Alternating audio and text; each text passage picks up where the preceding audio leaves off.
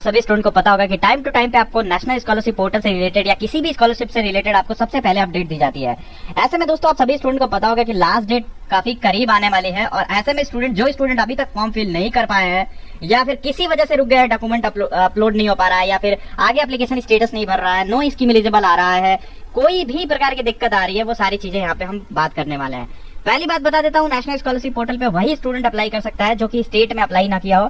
किसी दूसरी स्टेट या बिहार पोस्ट मैट्रिक में अगर आप अप्लाई कर रहा है तो इसमें बिल्कुल भी अप्लाई मत करिएगा, अदरवाइज आपको प्रॉब्लम हो सकती है, क्योंकि ओटीआर वहां पे भी होता है, यहाँ पे भी होता है, सेम वेबसाइट से।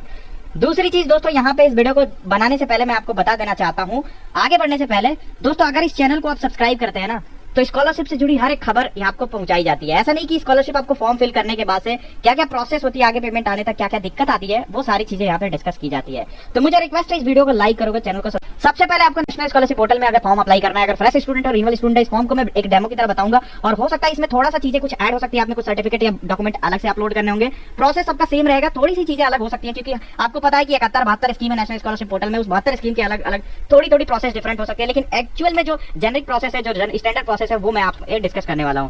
अगर आप नेशनल स्कॉलरशिप पोर्टल में अप्लाई करना चाहते हो तो आपको सबसे पहले अप्लाई फॉर स्कॉलरशिप पे, यहाँ पे नेशनल स्कॉलरशिप गवर्नमेंट.in पे आके अप्लाई फॉर स्कॉलरशिप पे क्लिक करके यहाँ पे आ जाना है। इसके बाद से दोस्तों आपको पता है कि सबसे पहले अगर आपने ओटीआर कर लिया है तो यहाँ पे क्लिक करके आपको अपनी ओटीआर आईडी लॉगिन करनी है या आधार कार्ड के माध्यम से, और फिर आप आगे की प्रोसीजर कर पाओगे। बट अगर आपने ओटीआर नहीं किया है तो आपको ओटीआर करने के लिए सिंपली सा एनएसपी ओटीआर ऐप पे क्लिक करोगे तो उसका इंटरफेस ऐसा दिखेगा। अब काम आ जाता है आपके मोबाइल फोन का। मैं वेबसाइट से नहीं बताऊंगा क्योंकि एट द एंड आपको मोबाइल का ही सहारा लेना पड़ेगा। तो आप मोबाइल फोन में 2 एप्लीकेशन इंस्टॉल करोगे, एक एनएसपी ओटीआर जिसकी लोगो कुछ इस तरीके का दिखेगा, दूसरा एनएसपी फेस आरडी एप्लीकेशन जिसका लोगो कुछ इस तरीके से आधार कार्ड से दिखेगा, आधार फेस आरडी एप्लीकेशन जिसको कहते हैं। सबसे पहले एनएसपी ओटीआर एप्लीकेशन जैसे ही आप ओपन करोगे, दोनों को बैकग्राउंड में ओपन करके रखना है, ठीक है। तो सबसे पहले बैकग्राउंड में ओपन करना है दोनों को, पहले इसको ओपन करना है एनएसपी ओटीआर को, और जैसे ही करोगे इसका इंटरफेस इस तरीके से आएगा। आपको सबसे पहले रजिस्टर वाले बटन पे क्लिक करना है। जैसे ही रजिस्टर वाले बटन पे क्लिक करने की कोशिश करोगे दोस्त, आपके सामने ये इंटरफेस आ जाएगा जहां पे इसको अच्छे से आपको रीड करना है, सारे जो भी यहाँ पे कंसेंट है वो सारी चीजें रीड करके नीचे कंसेंट फॉर्म का साइन होगा, उस पर साइन करना है। इसके बाद से दोस्तों आपको यहाँ पे, आपके पास आधार कार्ड है तो आइए आधार पे क्लिक करके यहाँ पे आधार नंबर डाल के ओटीपी डाल के सारी चीजें करना है, कैप्चा फिल करके नेक्स्ट पेज पर डायरेक्ट करने से पहले आपके रजिस्टर्ड मोबाइल नंबर पे एक रेफरेंस आईडी भेजी जाएगी। उस रेफरेंस आईडी को यहाँ पे डाल के फिर सेंड ओटीपी पे क्लिक करोगे, फिर सेंड की ओटीपी आपके मोबाइल नंबर पे जाएगी, उसको फिल करके कैप्चा को फिल करने की कोशिश करोगे, फिर आपका पेज जो होगा वो नेक्स्ट पेज पे जाएगा कुछ इस तरीके से। अब आपकी ये आधार कार्ड से सारी डिटेल फैच कर लिया है, अब आपको proceed for face authentication click करना होगा। लेकिन हाँ, इससे पहले मेक श्योर कि आपके बैकग्राउंड में आपका आधार कार्ड वाला जो दूसरा एप्लीकेशन ये वाला है वो ओपन होना चाहिए। तो जैसे ही Aadhaar proceed for face authentication click करोगे, ऑटोमेटिक ये एप्लीकेशन आपके मोबाइल में ओपन हो जाएगा और आपको इसके चेकबॉक्स पे क्लिक करके प्रोसीड पे क्लिक करना है। जैसे ही मेरे दोस्त इस पे क्लिक करने की कोशिश करोगे, आपका कुछ इस तरीके से आएगा। आपको अपनी फेस को बिल्कुल भी क्लीन रखना, चेहरे पे लाइट होना चाहिए, जैसे आप सिम कार्ड लेते हो जियो का या बीएसएनएल किसी चीज का, तो जिस तरीके से वो फोटो कैप्चर मतलब फेस ऑथेंटिकेशन करते हैं, सेम वही प्रोसीजर करना है। ये ग्रीन एरो लाइन बनेगी तो मतलब आप करेक्ट डायरेक्शन में हो, अगर ये रेड लाइन बनती है तो ये आपका फेस ऑथेंटिकेशन सही नहीं हो पा रहा है। तो बैकग्राउंड सही नहीं होना चाहिए, नीट एंड क्लीन बैकग्राउंड होना चाहिए, तो इस चीज का खास ख्याल रखिएगा। जैसे ये फेस आईडी एप्लीकेशन आप कंप्लीट करने की कोशिश करोगे तो दोस्तों यहाँ पे नेक्स्ट पेज आपका कुछ इस तरीके से आ जाएगा, जहां से आपको ओटीआर नंबर मिल जाएगी। इसका ले सकते हो आप स्क्रीनशॉट, बट आगे आपको बता दो स्क्रीनशॉट लेने से पहले आपको ये ओटीआर नंबर और इसका एक नॉर्मल सा पासवर्ड आपको मतलब बड़ा अजीब गरीब आपको मोबाइल नंबर पे भेज दिया जाएगा।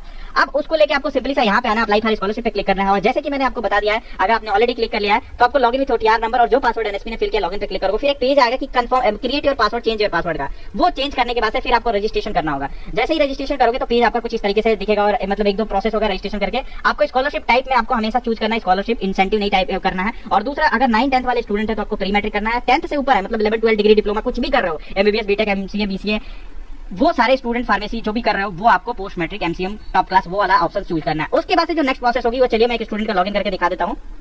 उसके बाद से दोस्तों आपका कुछ इस तरीके का प्रोसेस होगा। आपको प्रोसीड पे क्लिक करना है, जैसे ही प्रोसीड पे क्लिक करोगे सबमिट योर एप्लीकेशन का ऑप्शन आ जाएगा। आपको फिल योर एप्लीकेशन पे क्लिक करना है। जैसे ही आप फिल योर एप्लीकेशन पे क्लिक करोगे कुछ डिटेल्स आपको ऑटोमेटिक फिल होंगी, और यहाँ पे सारी डिटेल्स आपको फिल करनी है, जैसे कि पर्सनल इन्फॉर्मेशन, आपको कम्युनिटी कौन सी है, ओबीसी है, रीजनल, आपका इनकम सर्टिफिकेट पे आपका इनकम आपके नेम से होना चाहिए, डिटेल्स आपके पेरेंट्स की होनी चाहिए, क्योंकि you are not a source of income. अगर सोर्स ऑफ इनकम अगर आप होते तो आप स्कॉलरशिप के लिए एलिजिबल हकदार नहीं होते। पेरेंट्स प्रोफेशन में जो भी यहाँ पे ड्रॉप डाउन लिस्ट में यही चूज करिएगा। अगर आपने कुछ और चूज कर रहे हैं तो उसका सर्टिफिकेट देना पड़ेगा। अदर्स चूज कर रहे हैं तो आप फार्मर है या कुछ भी है, इस लिस्ट में नाम नहीं है तो अदर्स पे चूज कर सकते हैं। तो फिलहाल के लिए यहाँ पे मटेरियल स्टेटस ये सिंगल गर्ल चाइल्ड अगर है तो यस लिखिएगा, नहीं है मतलब अपने पेरेंट्स की एक ही गर्ल है तो, क्योंकि आगे आपको उसको प्रूव भी करना पड़ेगा।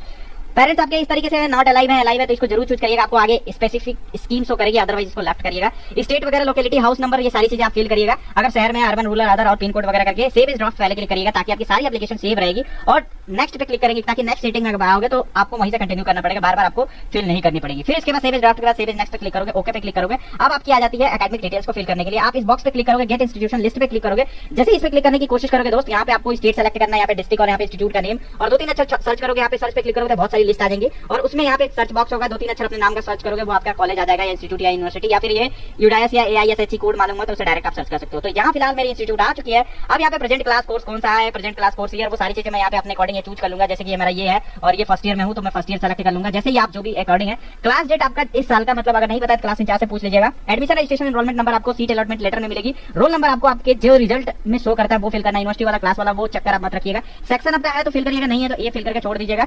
इसके बाद हॉस्टलर है तो यस करिएगा, सर्टिफिकेट दोगे तो बेनिफिट होगा, अदरवाइज नहीं। प्रीवियस एकेडमिक रिकॉर्ड में आपको 12th की डिटेल्स फिल करनी है अगर आप फर्स्ट ईयर में हो तो। अगर आप सेकंड ईयर में हो फिर रिन्यूअल कर रहे हो तो आपको फर्स्ट ईयर की डिटेल फिल करनी है। रिजल्ट आपका सेमेस्टर का नहीं आया तो थोड़ा वेट कर लीजिए, date will be extend. Otherwise आप क्या कर सकते हो, अगर आपके पास फर्स्ट सेमेस्टर सेकंड सेमेस्टर दोनों के रिजल्ट है जिसमें सबसे ज्यादा मार्क्स है उसको फिल करिएगा, दोनों का एवरेज है तो आप क्या कर सकते हैं, दोनों को ऐड करके 2 से डिवाइड कर सकते हैं और फिर उसमें जो भी आपका सीजीपीए बनेगा उसमें 9.5 से मल्टीप्लाई करके और फिर उसको आप यहाँ पे डाल सकते हो। फिर आपको 10th की डिटेल्स फिल करनी है, सेम उसी प्रकार आपका बोर्ड अगर सपोज डेट यहाँ पे नहीं आ रहा है तो आप जो भी आपका रिजल्ट है, जो एक्जैक्ट नाम लिखा हुआ है बोर्ड का नेम, वो सर्च करिए, डेफिनेटली आ जाएगा। अगर आपकी कॉलेज की लिस्ट या कोर्सेस यहाँ पे लिस्टेड नहीं है तो आप अपने कॉलेज के इंस्टीट्यूट नोडल ऑफिसर से बात करिए, वो आपके कॉलेज को यहाँ पे लिस्ट करा देंगे। उसी तरीके से आप कॉम्पिटिटिव एग्जाम स्टूडेंट कहते हैं सर मैं क्या फिल करूँ, तो देखिए अगर आपने इस एग्जाम को क्रैक किया है, दिया है तो ही फिल करिएगा, अदरवाइज इस सेक्शन को छोड़ देना है, इससे आपको कोई मतलब नहीं है। तो जो स्टूडेंट फिल किया उसको पता है कि कौन से स्टेट के हैं, रोल नंबर क्या है, सारी चीजें competitive year save as next. जैसे आप कंटिन्यू पे क्लिक करोगे आपके सामने ये पेज आएगा। अब स्टूडेंट यहाँ से कंटिन्यू पे क्लिक करते हैं तो नो स्कीम एलिजिबल आ जाता है। जैसे कि मैंने आपको बताया अगर पेरेंट प्रोफेशन जो होगा ना, अगर वहां पे आप चेंज कर दोगे साइन वर्कर या बीडी वर्कर और उसकी सर्टिफिकेट आपके पास होगी तो देखना नो स्कीम आपकी नहीं आएगी और वो सर्टिफिकेट आप बनवा भी सकते हो अगर आप एलिजिबल हो तो, उसके लिए एलिजिबिलिटी क्राइटेरिया में हो तो। अब एक बार कमेंट करना, मैं बता दूंगा कि उसके सर्टिफिकेट के लिए कौन कौन सा एलिजिबल है, कैसे बनवाना है।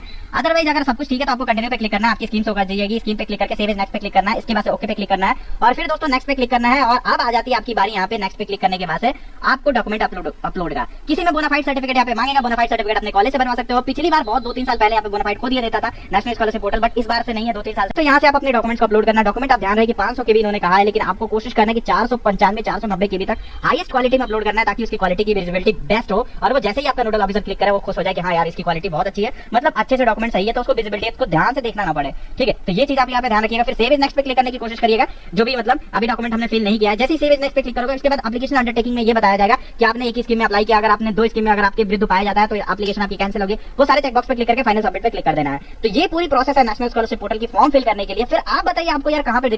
फिलहाल के लिए दोस्तों इस चैनल को जरूर सब्सक्राइब कर लीजिएगा और वीडियो को लाइक करिए।